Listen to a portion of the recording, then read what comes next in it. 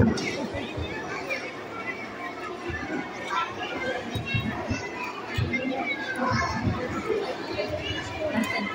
भाई।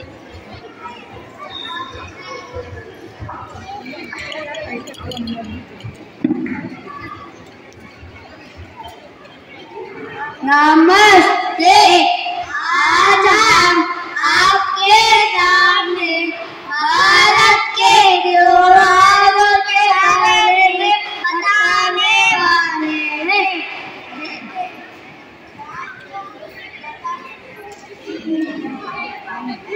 जरूर, मैं तो रमजान के बारे में बताऊंगा। रमजान के महीने में मुसलमान 30 दिन का उपवास व्रत करते हैं। 30 दिन उपवास करने के बाद रमजान त्योहार मनाते हैं। यह त्योहार भाईचारे का प्रतीक है। ठीक है अद्वित, क्या तो ओणम के बारे में बता सकता है?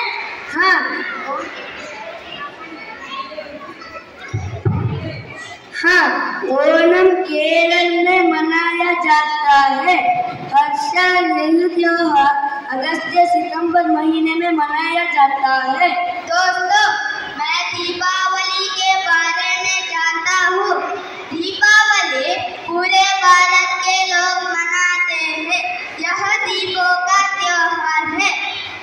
गणेश चतुर्थी भी भारत का त्योहार है और भगवान गणेश के जन्म के उपलक्ष्य मनाते हैं।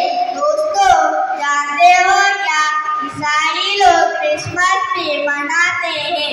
प्रभु यीशु के जन्मदिन के अवसर पर मनाते हैं। वैसे